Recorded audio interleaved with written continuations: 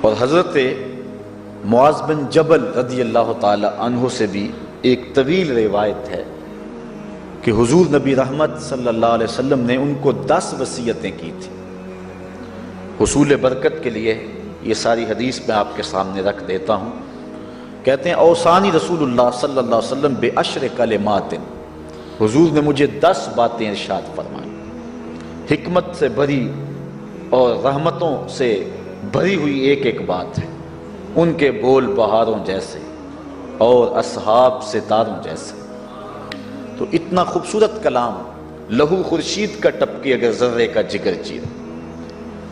حضور نے 10 باتیں حضرت معاذ بن جبل رضی اللہ تعالی عنہ کو بطور وصیت ارشاد کی۔ کہتے ہیں قالا،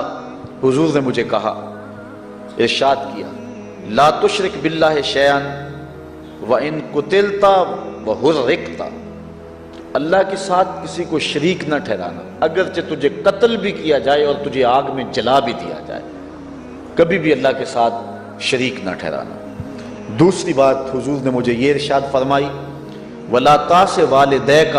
وَإِنْ أَمَرَاكَ أَن تَخْرُجَ مِنْ أَهْلِكَ وَمَالِكَ، کہ اپنے والدین کی کبھی نافرمانی نہ کرنا، اگرچہ تجھے حکم دیں کہ اپنے مال کو اور اپنے بچوں کو لے کے گھر سے نکل جا، تو کہا یہ کر لینا، نکل جانا، لیکن والدین کی نافرمانی نہ کرنا۔ تیسری بات حضور نے ارشاد فرمائی،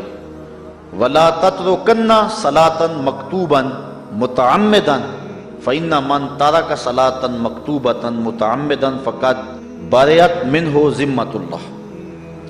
فرمایا اے معاذ بن جبل، فرض نماز جان بوجھ کر کبھی بھی نہ چھوڑنا، زندگی میں کبھی نہ ہو کہ تجھ سے فرض نماز چھوٹے،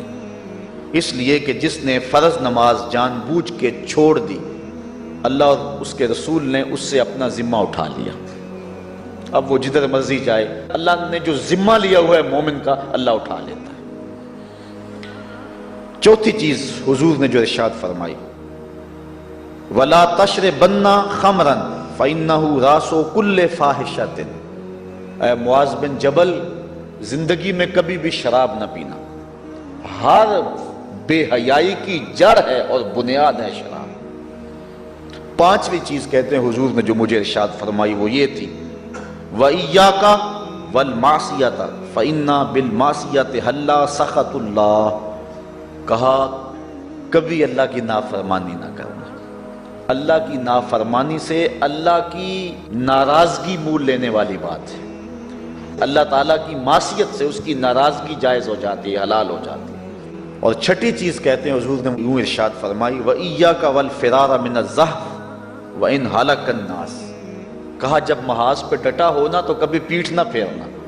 اگرچہ لاشیں جو ہیں وہ گر رہی ہوں اور لوگ ہلاک ہو رہے ہوں، سارے لشکر کے ہلاک ہو جانے کا ڈر بھی ہو، لیکن کہا معاذ بن جبل میں تمہیں وصیت کرتا ہوں کبھی پیٹھ پھیر کے بھاگنا نہیں ہے۔ حضور نے کہتے ہیں مجھے جو 7ویں چیز ارشاد فرمائی وہ یہ تھی، وَإِنْ أَصَابَ النَّاسَ مَوْتٌ فَاصْبُتْ، اگر تو کسی ایسے علاقے میں رہتا ہو جہاں موت آ جائے، کوئی بیماری آ جائے موت والی، تو علاقہ چھوڑ کے بھاگنا نہ، وہیں رہنا، تیری قسمت میں زندگی ہوئی، تجھے کوئی موت دے نہیں سکتا، اور اگر موت تیرے لیے لکھی گئی ہے تو جہاں مرضی چلا جائے تو موت سے بچ نہیں سکتا، اس لیے ایسے مقام سے بھاگ کر نہ جانا، وہیں ڈٹے رہنا اور وہیں رکے رہنا۔ 8ویں چیز کہتے ہیں حضور نے مجھے ارشاد فرمائی، وَأَنفِقْ عَلَىٰ أَهْلِكَ مِن طَوْلِكَ، کہا اللہ نے تجھے جو وسعت دی ہے، تجھے جو مال دیا ہے، اس کو اپنی اولاد پر کھل کے خرچ کرنا، اپنی اولاد سے بخل نہ کرنا، اولاد کے معاملے کے اندر جہاں ان کی ضرورت ہو اس کو کھل کے پورا کرنا ہے۔ اور حضور نے 9ویں بات جو ارشاد فرمائی وہ یہ تھی، وَلَا تَرْفَعْ عَنْهُمْ عَصَاكَ أَدَبًا، اپنی اولاد کو ادب سکھانے کے لیے ڈنڈا نہ چھوڑنا، عصا ہمیشہ لٹکا کے رکھنا، کوڑا باندھ کے رکھنا۔ اور 10ویں چیز کہتے ہیں حضور نے جو مجھے ارشاد فرمائی، وَأَخْفِهِمْ فِي اللَّهِ، اپنی اولاد کے دل میں اللہ کا خوف ڈالتے رہنا، اللہ کا ڈر پیدا کرنا اپنی اولاد کے اندر۔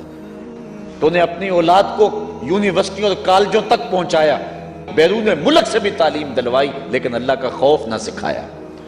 اللہ کا خوف سکھانا اپنی اولاد کو، ایسے لوگوں کی صحبت میں بٹھانا جن کی صحبت میں بیٹھ کر اللہ کا خوف پیدا ہو جائے، ان کو ایسی کتابیں لا کے دینا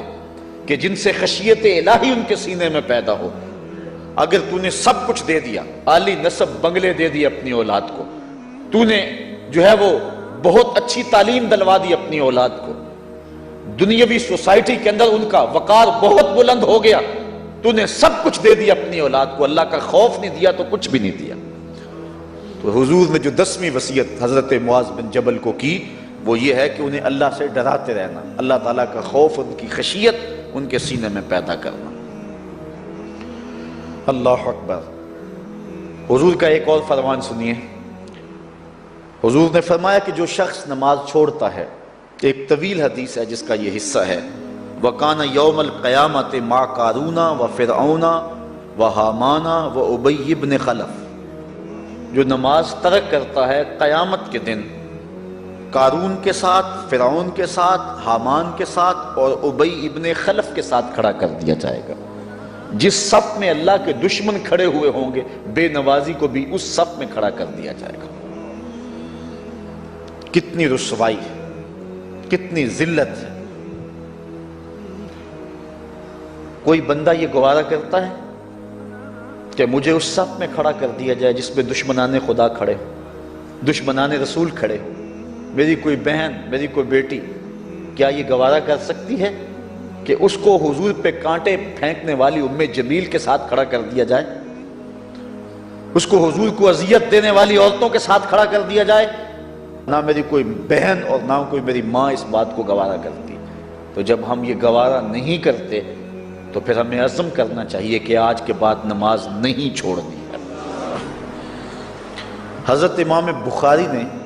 روایت نقل کی ہے، حضور نے ارشاد فرمایا من ترک الصلاۃ العصر فقد حبط اعمالہ، جس نے عصر کی نماز چھوڑی اللہ اس کے سارے عمل برباد کر دیتا۔ حضرت ابو ہریرہ رضی اللہ تعالی عنہ سے روایت ہے جس کو امام ابن ماجہ نے اور امام نسائی نے روایت کیا ہے، وہ حضور سے روایت کرتے ہیں، بڑی مشہور روایت ہے۔ حضور نے ارشاد فرمایا ان اول ما یحاسب به العبد بصلاته فان صلحت فقد افلح وانجح وان فسدت فقد خاب وخسر۔ فرمایا قیامت کے دن بندے سے سب سے پہلا حساب نماز کا لیا جائے گا۔ اگر اس کی نماز ٹھیک ہو گئی تو وہ فلاح پا گیا، اگر پہلا تول ٹھیک آ گیا تو وہ کامیاب ہے، وانجح اور نجات پا گیا، وان فسدت فقد خاب وخسر، اور اگر پہلا تول ہی ٹھیک نہ ہوا تو پھر وہ ذلیل و رسوا ہو گیا۔ حضرت عبادہ بن صامت رضی اللہ تعالیٰ عنہ سے ایک طویل روایت ہے، وہ کہتے ہیں کہ حضور علیہ السلام نے مجھے 7 چیزوں کا حکم دیا، مجھے وصیت کی کہ ان 7 کاموں کو کرنا ہے۔ ان کے اندر جو دوسری چیز تھی وہ حضور نے یہ ارشاد فرمائی وَلَا تَتْرُكُ الصَّلَاةَ مُتَعَمِّدِينَ فَمَن تَرَكَهَا مُتَعَمِّدًا فَقَدْ خَرَجَ مِنَ الْمِلَّةِ، کہ جان بوجھ کے کبھی نماز نہ چھوڑنا، جس نے نماز چھوڑی وہ ملت اسلامیہ سے نکل گیا۔